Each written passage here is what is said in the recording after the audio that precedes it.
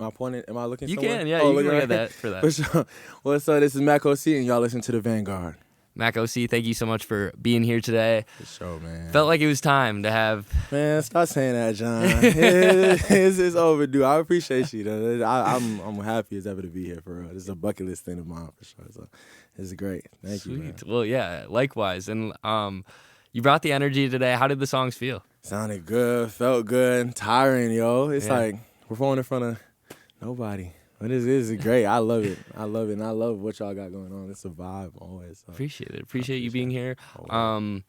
Let's dissect the songs you performed today. So we'll get into more time. We'll get into Gemini Rising outro or Scorp. Maybe up in there right now. Hey, we gonna figure out the title about today. We're gonna see whichever one John say. Let's start with let's start with Right Back. That's gonna come off of your 2020 mixtape, I think you were calling it. Mixtape. Yeah, cohesive project sure. from 2020. Yeah. Tell me about that song in particular and why that was the one chosen off of that project For today. sure. Right Back's the title track of the project, the mixtape called Right Back. And it is the title track and the most important song on it for the most part because it's the one that started and brought the whole idea of Right Back to mind. Okay. And the whole idea of Right Back is just a bunch of letters explaining my side of different situations I've been in with women and just love type of things, whether it be good or bad, whatever it is, just like explaining how I saw the situation or relationship, how it went before it ended, and just expressing that in the whole thing. So it's just a bunch of letters for people to go in and listen to, and if the shoe fits, it fits, and it's about you, you know? So that's the main thing about it. But Right Back was the song that inspired that because I went through the situation in high school, like my senior year of high school, and I was literally writing the song throughout like 2 years. It started off in like junior year, but it's like I just kept adding a little piece of the story and then leaving, and then I'll come back, add the rest of the story, whatever thing is, and it ended. The song finished like the end, like graduation day, honestly, was when everything happened and concluded. So yeah, the song really explains what happened, but then after I wasn't on talking terms with the person, after that situation happened, I was about to go to Atlanta for college, and the person hit me back up and was like, "Oh, I'm just trying to say bye and say what's up for the one time." And so I linked up with the person, and we were driving, and I played the song just because I was trying to be petty, but I didn't even think that. I didn't think she would understand. Right, I didn't think she would understand that this song was about her or anything like that. I just thought I just didn't say no introduction, none of that. I just put the song on, and I'm driving, it's silent, and I look over, literally like the beginning of the second verse, I look over and she is bawling, crying in my passenger seat, and I'm just here about to laugh, but I'm like, wow, that is crazy. And afterwards, she just like talks to me and is like, I didn't know you saw it like that. This is how I saw it. Just expressed the whole, her side, and whether I believed her or not, it was a side, you know what I'm saying? So it's like, wow, that does make sense at the end of the day. And it was just like that conversation was so needed. Otherwise, I would have never talked to that person again. And I just thought about that at the time, like if that situation could spark that conversation, then I could write other songs to spark other conversations. So that was really the whole point. No, 100%. And it seems like a lot of the time that is the case where you might just never talk to that person again, and there's a lot of stuff left unsaid. So it's kind of cool that you were able to all put that into a project. Got to be scary, though, at the same time, right? It is. Well, I really like, not confrontation, but I like to hear what people have to say. And I like to, I already have a problem with, speaking up. And, I'm being, a more passive-aggressive person. Minnesota culture just being it's okay and brushing off. So when I can go into music and I can say whatever I want to say in my music, so you can't really tell me what to say at that point. That's just a freedom to be like, I can say this. And if you listen to it and you take it how you want to take it, that's just the real side of it. So it's real double-sided, but it's cool. So Right Back was the catalyst, though, for that whole project, that not specific song. And it took, like you said, couple years in the making. Were there any other difficult songs? What was the hardest song to kind of get out from that? Because maybe it was you weren't exactly sure what to say, how to say it. Just took a while, music-wise. I think So Long. Yeah, I think On the Line was a very, very troublesome of like a whole story wise of it, but like Stacy and Stacy Margiello, Stacy Margiello song. Stacy Margiello is not her real name, by the way, but it's a good cover up of her real name. But she tried to make it a legal thing, and she was very upset about the song. Really? Okay. The show, but I told Stacy originally I'm going to write this song about. Stacy's a really big fan of my music. Like she really likes my music from jump, like from like SoundCloud days. She really liked it, and she I told her about the song coming because I wanted to use her voicemails, like her voice messages or whatever thing was. So I sent her the voice messages. I told her I'm trying to use these for my project for a song that's about you. Is that okay? Because I thought I legally had to do that. And she said, yeah, I just want to hear them before you this and this. I said, no problem. I sent her the voice message. She said, oh, that's embarrassing, but cool, you can use it. Okay. And I never sent her the song. I never sent her the finalized voice messages, none of that. I just put out the project. And the day of releasing the project, I just get a text from her of, don't ever talk to me again. And just a real long message of frustration. Okay. And I was, okay, that was expected. That's probably Did you the most, see that coming? I just thought she was too calm about it at first. But I was like, it's probably because you don't know what the song is going to be about. Okay. But we didn't end on no like we're not like on real good terms. So I don't know what you thought it was going to be, like me professing love or whatever. But she wasn't happy about it. She still to this day is not happy about it. She has not talked to me.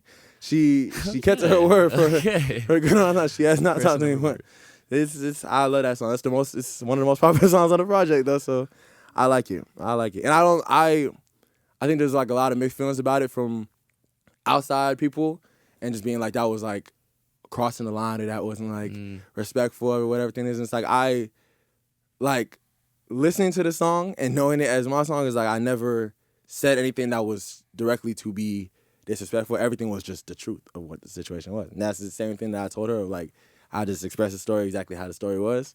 And if that is embarrassing to you, I'm sorry, but it happened. You know what I'm saying? So yeah, that's the main thing. But that was a good story, a good ride. Well, yeah, I didn't realize that because it seemed like for the most part going in, it was like pretty cathartic for both parties. But you kind of have this opposite sides of the spectrum with the kind of nice, wholesome car ride, you getting to hear both sides, and then the never talk to me again.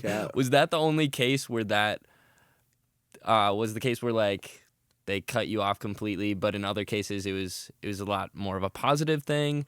What were other people's reactions? I think everybody that like every song was about hit me up except for one person. Okay. So they, because I think you mentioned you kind of threw in like, even if it was like one line, they'll be like, okay, yeah, now I know it. Now I know for sure that's for every single song. There was at least one specific thing that I put in there that was like, if you are listening to this, you know this is very directed at you. That I said this specific thing. It couldn't be anybody else. So that's why I was so pushing on, like, if the shoe fits and you think this song is about you, it is probably about you. And so, other than that, there were like one, maybe two other like bad songs on there about people, but it was like good conversation. Like it was like, okay, I see how you saw it as that way. I didn't think it was that way. I think the only person that didn't respond to me was So Long. So Long was the only person that, and that was honestly the number one person I wanted to say something. That was like the number one conversation. And it took you the longest, and right? That one took a long time. Why was that one so difficult? It was just so like it kind of encapsulated a lot of like feelings that I have like often of like of course this happened again, or of course I'm just not hearing from you no more, like type of thing, like a kind of like repeated type of cycle that I get that gets me like really frustrated.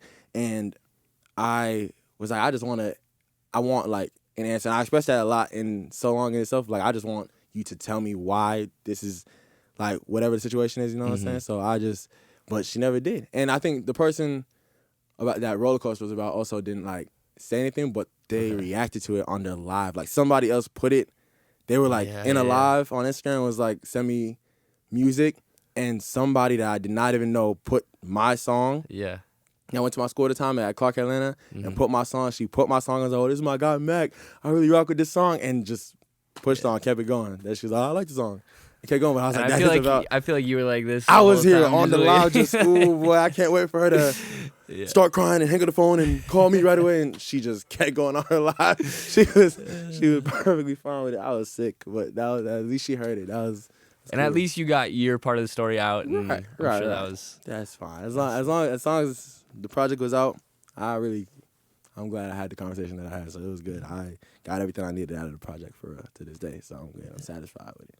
Yeah, and so for Right Back to come out in 2020, what point did you have to get to kind of make a switch from like levels in 2019 to that? Like what happened in between there that kind of made that switch to, I feel like, more singing on it overall, like just out of your comfort zone a little bit more? For sure. Just trying to find more of a sound as a person and as an artist, and just like growing more, having certain experiences, and like the songs that I was making. I know Roller Coaster was like the first song that I made when I had like Right Back in mind, and I was like, this sounds different from other stuff. I'm so proud of this song, and people are giving me different feedback of everything, and like the professionalism of the project and everything like that. It's like I was really just so proud of all the music that I was making at the time and the feelings I was putting into it, how I'm being experimental with certain stuff and like storytelling and that kind of stuff. So it was just a change in growth, experiencing more things, and just feeling like I want to express it in this little area. So it was definitely a good step, though. I rock with it a lot. I'm so proud of it. Absolutely. Speaking that kind of the past and then the growth, you have, if we can think more about the present now, we have more time out now.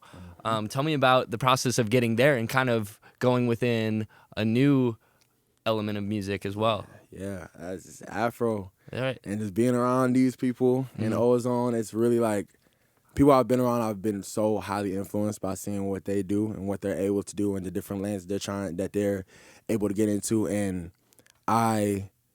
more time is such as well like a big like step milestone for me. That's like I'm trying to get into this new area that I think just allows me to do everything that I wanted to do. Like I've studied more of Afro music recently, and it being like I always saw it as you had to be this African, like full-fledged African that's like a Obi. That is like I always feel like I wasn't African enough, to really step into that lane. And just like growing up in America and being a Nigerian American, it's like we see the influence, we see the culture, but it's not really, I don't speak the language, it's not really within me, And it's just like feeling like, I'm going to look like a poser trying to do something or be something that I'm not. But once I kind of figured out with more time, just like I'm able to sound like myself and do what I want to do on Afro music, and I can rage and jump around in Afro music. I can sing and get all sad in Afro music, and I just have like the freedom to do all these different areas, and people are just like really receptive of it. And I get to also learn so much more about my culture, and like just I grew up listening to Afro music really only like Afro music and maybe some pop and like hip hop, but like Afro music was the most like that I heard throughout my life. So it's just like it came so naturally that this is something that I'm able to do, and just being in that area was just like, it's great. It's a good and different level for me that I'm trying to really step into for the most part. Right. And you kind of mentioned it, I think you've cited it, like this is the start of something you're trying to pursue. So what does this start line look like exactly? Yeah, it's just more Afro music. Yeah. More Afro music and showing different like areas and different types, genres of Afro music, that it doesn't have to be what we think it is. And I know I'm not the only person that feels the way that I feel being a first generation African, that it's like I'm not in my own culture enough, or I'm not influenced enough, and just showing people that feel similar to me that you can still be you and do this kind of stuff, and I guess you can embrace your culture and not feel like you are a poser to your own culture because you were raised in that. It's your blood, and just taking pride in it. I'm here learning different things about myself, about my family, and about just being a Nigerian in general, being African, and just taking so much more pride in it. So I'm glad it's being received real well for the most part. So I guess building off of that, tell me about the ups and downs of practicing legwork and like what goes into that. Oh boy, man, that stuff. I was here for days on end trying to just get it like rhythm. Where was your starting point? My starting point was really like, what did I even start with? I saw one of my homies doing legwork. I don't know who it was. One of my guys, I think it was Priestley. His name Priestley. He's actually an artist himself, outside the Ray. He's fire. Shout out to him. But he he was doing leg work, and I was like, if you're able to do it, I gotta learn. Now it's just a different edition, and it's such a cheat code for my performances that it's like I can't dance. I really can't, but I learn and focus on one move, and I practice when to hit that one move on the stage. And if you hit it at the right time, people think you can dance. So leg work was just my next move that I need to learn this one so that when I go on stage and hit this one proper, everyone gonna be like, oh yeah, he got it. But that was all I know. So I was really just in a mode of I need to learn this. I need to get caught at this. And with Afro music, it's so much more unforgiving of like if you can't dance, it's going to show that you cannot dance. So legwork was just a starting point, but I'm here trying to learn so much more, and like it's just getting my rhythm down, getting not as stiff as I feel like I am. So it's a journey. But shout out Eunice, who's in the music video. She has helped me. We were like partners of it because she also didn't know, so we were just training together, and it's like, okay, if we see a different legwork video, here's a tutorial. Keep practicing by yourself. Yeah, how often you practice? Man, it was daily. I was I promise I'm in the mirror daily trying to do something. So it's like the legwork was just in my room, calmly, let me feel like I get it right. And then I'll suddenly be at like a party or something, and I'll try and like slightly break it out. Yeah. And then you can tell when people are reacting off of like that's cool, he's trying, and you're actually hitting it. You feel what I'm saying? So it's like an impressive type of thing. So I try to read it, and it just got progressively better. So then I saw videos of it, and I was like, okay, he's getting a little bit more now. So, man, it's a journey though. Well, I'm curious now too. What are you like your go-to stage moves that you pull out, like the half dancing moves where it's like, oh yeah, he looks like he can. I don't know what it's called. It's like a Kodak move that Summer the one that called me out for doing it all the time. It's like a okay. Type of thing. I hit that for so much joy. It's just such a natural thing to come to me that I just do that all the time. But that's really a go-to. And now with Afro music, it's a kick. The kick is I'm not gonna mess that kick up, and it's always gonna look vibrant and energetic. So I love the kick though. And leg work, we gonna get leg work in the bag soon, man. Don't sleep on me. For sure. So with More Time came the More Time music video. Yes. Tell me about that. It was kind of your first official music video made by Matt Wales. Yeah. Tell me about what went into that and what vision you had for that.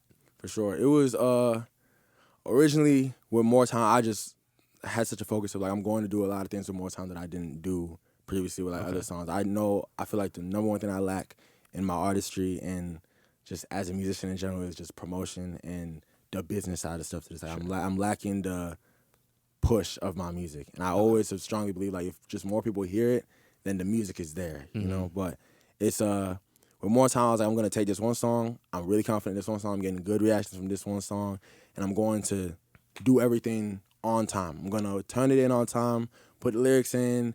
I'm gonna sync the lyrics up. I'm gonna make a lyric video.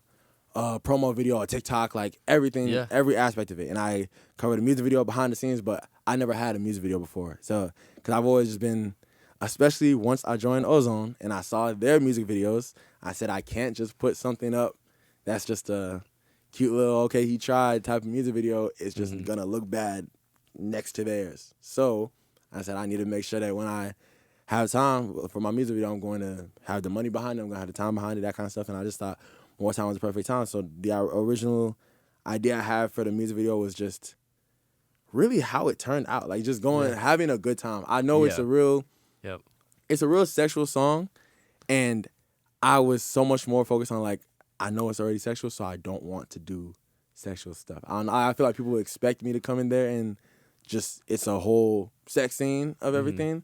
And I just wanted to not do what I felt like people would expect me to do. So I was like, I already feel like I have such an image of being just a lover boy type of thing. And I was like, I'm trying to just do more, man. I'm not here cuddled up with Eunice. I'm just having a good time with Eunice. But you can still tell it's like, it's my people and it's a genuine connection rather than like, oh, he paid this person to be in the music video. Sure. It's like they just are genuinely having a good time. And that was just what I wanted to portray. It's just more of my personality, more of just having a good time and just taking the viewer on a date. Yeah. I mean, for sure. Like you said, so like a representation of your personality. Is there any clip within that music video that's like, that is the biggest or like the most accurate representation of your personality that really comes through? Is it you dressing up as an old guy? Like what part of it? I feel like there's a lot of little things. I feel like there's a scene of me sleeping, and I was like, that's just such a me thing to do. I was, while Eunice was driving and I was sleeping, that's a me thing to do. Eunice and her dialogue at the beginning of, "You're too grown for this." I'm like, what do you mean? Like, that's exactly how I would respond to the actual, there was no script for that. I was just, Eunice, just respond how you would respond to me if I was doing this to you in real life. Mm-hmm. Eunice is just like, you are too grown for this, to be doing this type of thing. I was like, that's interesting. All my homeboys were acting as themselves. They were just, get back in the car. This is lame of you to do. And I was, you know what? You all right. And other than that, there's, I don't know, little scenes of me feeding Eunice a fry. That is just something that's like I'm just so annoyed. Take it. Take the fry. Yeah. And that's just, and that was like the camera was just on the dashboard, and it was rolling sometime, but it wasn't, like, it was just on, and we just had to go and just do our own thing. And Matt wasn't there to direct or anything like that. It was just us in the car, and the camera was on. So I was just doing whatever. And once we got the food and we were just driving around, it was really just like, I wasn't performing the song, we wouldn't have been playing the song. We were just acting how me and Eunice act. And she was here reaching over, taking my fries when she got the same stuff. I was just here, take a fry. And that was such a good representation of how I feel like I would be for real. But yeah, there's a lot of things. The old man, that's my father. That's my father. That's not even me. That's my dad. But I think they're all good representations for sure. It's just a good time. What differences have you seen through doing all of this kind of prep, I guess, for more time that you maybe haven't done for other songs? It's a lot more work than I thought. Like, it's so much of like I thought it's just not that I thought you can just put out a song, and even though I'm still holding on to that Disney Channel dream of one day someone's going to stop me on the street and, oh my gosh, I want to sign you right away. But it's like I was so like, didn't think that the work mattered as much if I felt like the music was really good.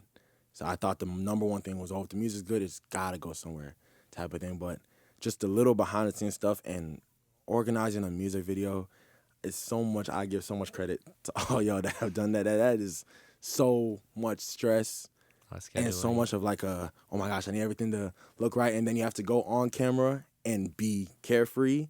But I was just panicking running around this house 2 minutes before the camera was rolling. So it's like, it's a real, I give a lot of respect to everybody. I was on every artist that has done that stuff.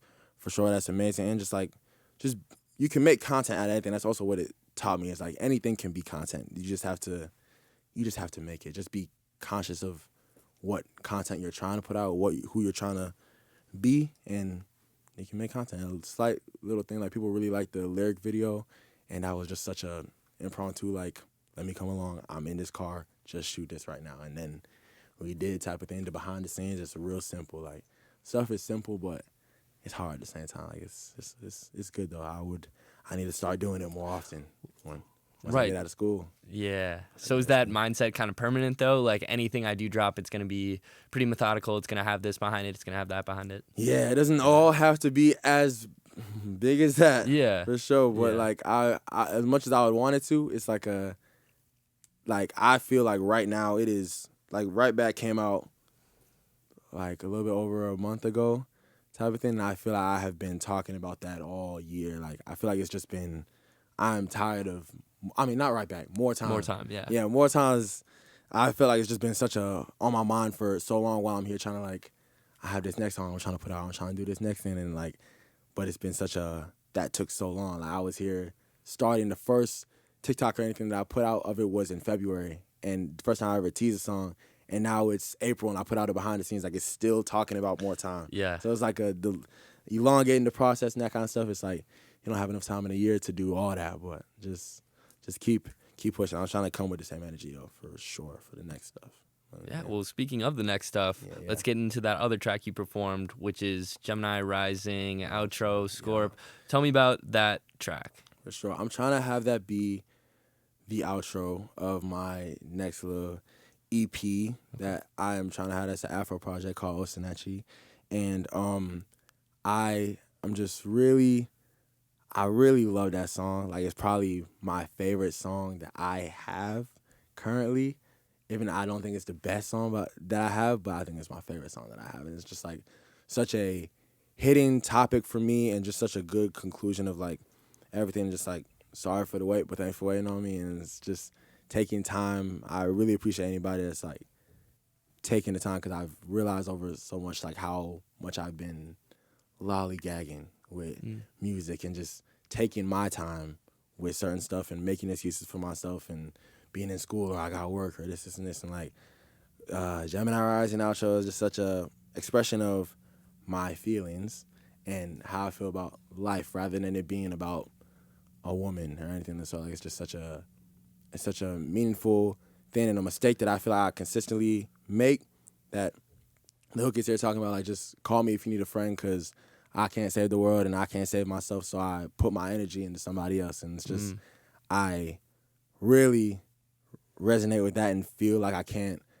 as much as I want to, and I have such a savior complex. Like I want to save the world, I want to save everybody, but I realize it's not because I'm here like feeling like I'm a superhero. It's because I just feel like I can't figure my own stuff out, so I just need to try and help somebody figure themselves out, because it's just easier to do so. But it's just repeating that to myself, realizing it's not, you can focus on yourself, get better with yourself, and that's what the main goal is, just working on self-growth, working on healing from a lot of stuff, So it's good. I love the topic. I love the song too, so I'm excited for it. I'm excited for it to be out.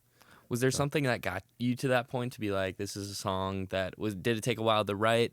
What was the inspiration behind writing that? Did it all kind of build up? It didn't take a while. I wrote it in like 15, 20 minutes with my guy Jalen Johnson, and we were just recording, and I felt like I wrote it at a time where I felt like I was at like a rock bottom. And it's like this is like I can't get lower than that. And I also said that in the song, like I know it can't get any worse, and that's the good part about everything, is that I know there's no lower than this. So if I hit the low, I know that the next thing, by God's grace, is just for me to go up. So I'm just waiting for this going up point. But now that I hit the low, let me just resonate with this low and feeling like I let everybody down, feeling like the first time in my life that I ever felt like maybe you're not supposed to do music. Maybe that is not what you're meant to do. But every other time, I like just the fact that thought came to my mind made me so like this is the bottom, because you've never even thought that before.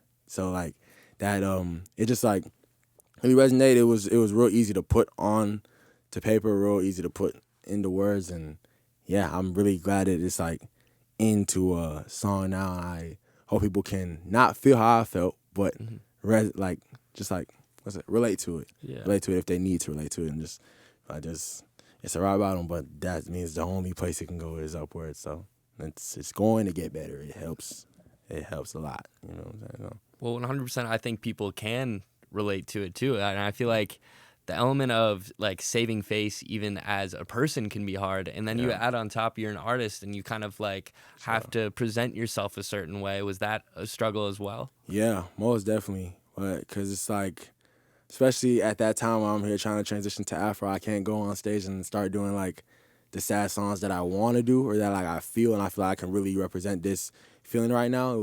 I have to now come and dance and focus on my legwork and that kind of stuff. But it's hard as an artist for sure, because you, like you said, you have to put on a certain face, and you have to realize, as sick as it is, the world does not care what you got going on. Like when you come to a show, if I pay to go see SZA, people that pay to go see SZA, all the people in the crowd, the sad part is they really don't care what SZA got going on behind the scenes. All they know is I paid to see a show. You better give me a show. That's all I'm here for. So I don't want to hear no other excuses of you are sad this, I'm tired this. I don't want to hear it. I paid you to come and perform. And having that in mind of just, I'm paid or I'm brought here or anything like that to give a performance, and God willing, I'm just going to try my best to give a performance. And I'm blessed to be around people that can help me get a performance, that can put me into that mode and that kind of stuff, and help me just to try and talk about it. Because, men in general, black men especially, they don't like to talk, and they like to keep a lot of stuff in and let it bottle up until it's one random situation, and now you blow up and you have the anger of many decades out today. And it's just not letting me get to a breaking point like that, letting that be by myself, letting me deal with that and proceeding, and just being able to put on the show. So I thank God for that, though. That's amazing for And you kind of spoke on that song having some kind of like hidden topics, whether it's like just exposing your feelings, maybe more so. Is that kind of a cohesive theme for this next project, or is it kind of a roller coaster like Right Back was? Yeah, I think it's more of a roller coaster. It's more just showing different sides of Afro music and not focusing on like a specific topic like Right Back was, that is on women. I'm really trying to stray away from love songs. That's like, Okay. It's such a good point, good generation, but it's like I have so much more to talk about, and I really am excited to talk about it. And with the Oceanachi project, I'm just trying to really express culture. I'm trying to express my own feelings. I'm trying to express like stuff like daddy issues and that kind of stuff that is just so much more interior and so much more unspoken of people that people don't talk about, that I know people relate to because I talk about it with other people, So it's like, it's not that I'm living it by myself. I know I'm not the only Nigerian man that has a problem with how your father brought you up, or how your mother cheats you or whatever thing is. Like, it's just, you express those things and talk about it so that I can also share with my parents' experience those things with other people and, inspire others to do the same and just put it into art. So yes, it's more roller coaster, more up and down. It's more trying to be free as well and not stress too much about, it needs to be in a very specific sounding, in order, transition, all that kind of stuff. Like, just letting it be more free and enjoy, for people to enjoy however they can. Yeah.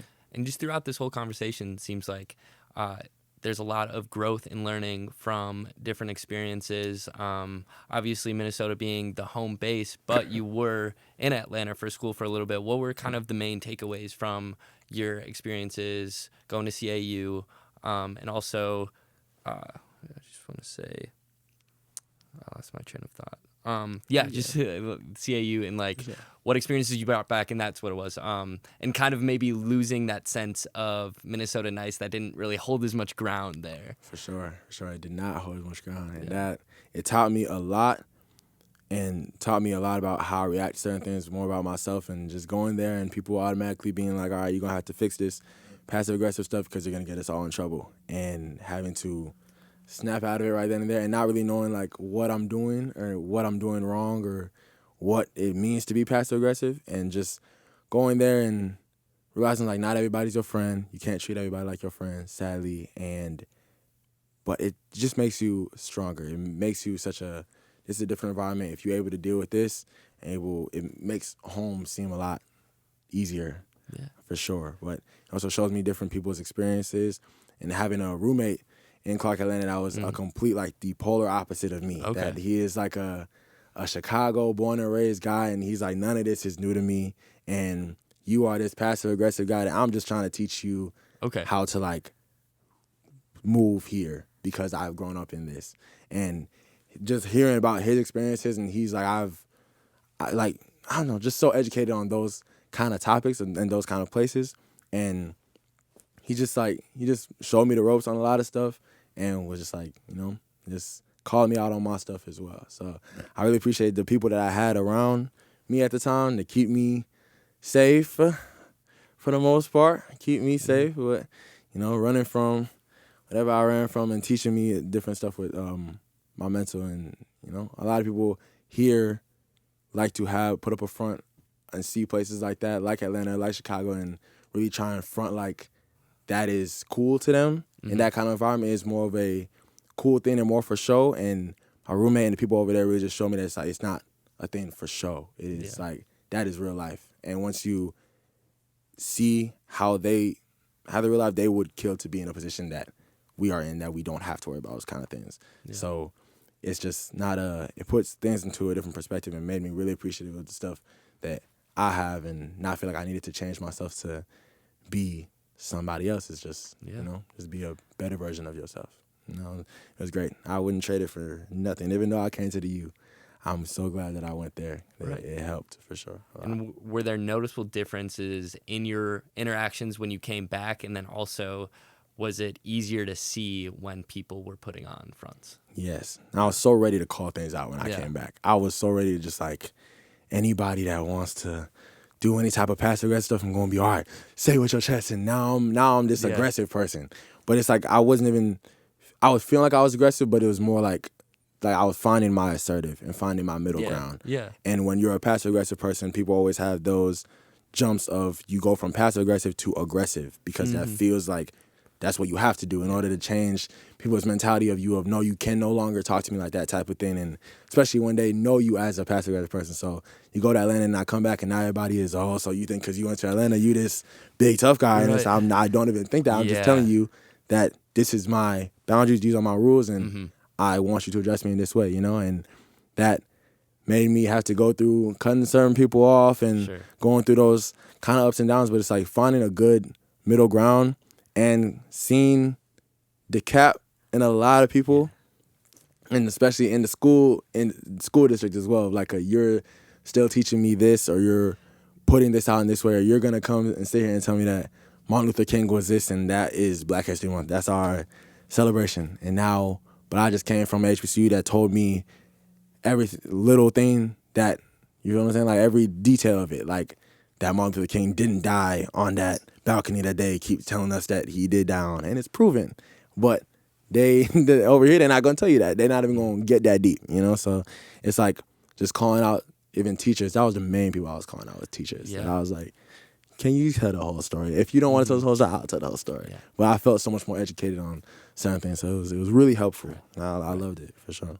Helpful, but then it feels tough to know all this and to want to implement it right away, but unfortunately it does feel like a process, right? Even with friends, it's going to be like, I know all this and I want to, but I don't know, did it have to be kind of like a slow and steady thing, or were... Yes, it had to be slow and steady because, again, people still have the perception of you're passive aggressive and you're this and this. That was mainly the situation with friends, but it got so much better, like so much quicker. And I feel like people, when you are assertive, people catch on very easily that's like you're being serious. And when you set your boundaries really well, and I just had to set that real calm of like, I'm not trying to yell at you, I'm not trying to fight you. It's just if I'm asking you to treat me like this now, and if you don't treat me like this, we just cannot be friends. You feel what I'm saying? That was just the bottom line of stuff. So it puts it in such simple terms of we are either friends or we're not friends. So it's you lose some and you win some, and they address you in the right way. But when it came to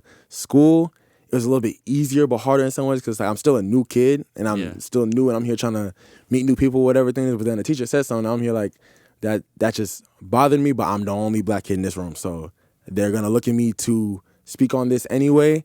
So do you want to be this token Black savior, or do you want to just let it go because you're the only one here, you're only fighting for yourself right now type of thing? And just having to make that decision in certain ways, and it's I'm out of here. I'm about to be out of here now. Right. So either way, I'll say that's a dub. It worked out however it did. So absolutely. So learning experiences from that. I'm curious too. Any learning experiences from Winnipeg? He trying to get deep. What he like Narwhal? He trying. That's tough. No, Winnipeg. I learned a lot from Winnipeg as well. That's like Canada's a great place. Okay. A real it's like America, but calm. Like it's just a calmer like little brother of America. That's like not too much is going on. So everybody's just minding their business. Everybody's able to enjoy, and Winnipeg's a great spot. I miss going back. It's just like if Minnesotans think that this is cold, Winnipeg is cold. Like that is a different type of like this is a safety hazard type of cold. You know what I'm saying? To go to a grocery store, you have to really, really consider if you really, really need to go to the grocery store. Like it's like, but over here you can get cold, your car going, there's all that little stuff. But I've seen tires burst from ice. I've seen like it's just realistic. I've seen frozen cats. Like it's a ridiculous like -30 type of place. And I was a youngin', like being there. It's like you're a kid and you want to go outside and you want to do this and this, but I had basketball or whatever stuff is, and I'm here calling in from basketball games. I cannot deal with this. And I thought I could do everything when it came to cold from Minnesota, but that is a different cold. So I respect everybody in Canada that has to deal with that every year. That is ridiculous. But the place in itself, real cool. I got to be there, and it's so much more free because you don't be hearing about like the kidnappings or stuff going on. It's like, especially as a kid, I was in like 5th, 6th grade when I was in Winnipeg, so I could see the difference over here, how my parents treated me, and over there. And like my mom would be over here, and it's like I couldn't go to my friend's house that's a block away unless she drops me off or she has the parents' phone number, whatever thing is. And in Canada, it was just my mom wakes me up in the morning, she's going to work, and she's be back when you're back. Okay. I don't care where you go. You don't have a phone, just come back. You know how to get back. And I was in 6th grade just getting kind of a bus ticket. There, I know, it's such a different, and I was taking advantage of it because I know in America I didn't have that privilege. So I would come to Canada and I had my friends and we would go on a bus. I would be on the whole other side. I remember I ended up in some different province. Like I was in a whole, like 30 to an hour away from home at some point. And I was like, I really wanted to be able to get home today. And I had a phone this time, actually. I had a small phone. And I was like, my mom is going to kill me. And I got home at like 2 a.m. and there was not one phone call. I walked in the house, everyone was still awake. They were just, what's up? Like, it was calm. And I had the craziest panic of a day because I didn't know how to get home. Wow. Where were you going in the first place? I don't know. I just got on a bus. And over there, the buses are like, so, like, that's everyone's main source of transportation. So it was like, I got on a bus. And I was trying to go to one of my friends' house. I eventually went to one of my friends' house that lived like 25 minutes away by a bus. And I left their house, and I feel like I got on the wrong bus. And I just kept riding the bus. I was like, I feel like it's going to stop sometime, and it just didn't stop. And I had to pull the string. I was like, bro, I'm far now. Like, I don't know where this is. I'm here on my phone just, how do I get back? I'm here asking random strangers. They're all just calm, like, go this way, go this way. Like, no one's thinking of, I'm here like, I don't even know what the police's number is here. Like, I'm just panicking, but I eventually got home, and nobody questioned me. To this day, I don't even think my mom know where I was. She just had to go to bed, sleep. Like, it's calm. But I love Winnipeg. It's a great spot, and I need to go back. I really, really need to go back to Canada. It's a great spot. Yeah, it sounds great. Other than in the back of my mind, I was 100% listening to everything you said, but frozen cats got me. Man, because it wasn't even a frozen cat. No. You said frozen cats, multiple, like plural. Multiple. And if you think I'm lying, but I really want to say this from the bottom of my heart. It is a ridiculous type of cold, like a different type of cold. Like, 'cause once you step from the car, it's like people's cars stop working in the parking lot. If you stop your car, you can't. You feel what I'm saying? Like, it's people will go into the store and leave their car running just locked. Right. Like you have to keep it running because it will freeze and you won't be able to get home. So it's a different type of procedure. Mm-hmm. I didn't want to go outside at all. The frost was like, I'm here wrapping up scarves. Oh my gosh, it was a different type of thing. But the frozen cats, that's the one thing, because there's a lot of stray cats. I don't know why they have a lot of stray cats, but frozen ones, when it gets to that cold, they're just. I don't know if they're dead yet. They're just like, I guess you can't be frozen if you can't be frozen if you're not dead. Yeah, I'm pretty sure they're dead. Yeah. But they were like, there was no scar. It was just like they're just. I'm no doctor. I'm no veterinarian. I'm no doc, man. But that boy was cooked. Until next summer, at least, he cooked. Oh, man. That cow. Well, yeah, I love it. It's still a great spot, though. I'll see. Well, I appreciate you taking that trip down memory lane with me. That's super interesting to hear about, just because I've never really heard anything about Winnipeg. So no lie. It's a great spot. I still need to go to like Toronto and places like that people talked about when I was over there. When I went to school over there too, so it was like I got to really make friends and like meet people that I still in community. Like, I communicate with them still to this day, and they're great. Some of my closest people, I really rock with them, and they have now grown up to be this and move on their own ways. But I have those memories forever, and I love that spot for real. Like, it's great having the school, and they sing the national anthem every morning too. I still remember the Canadian national anthem every that's engraved. But it's a great spot. I love it.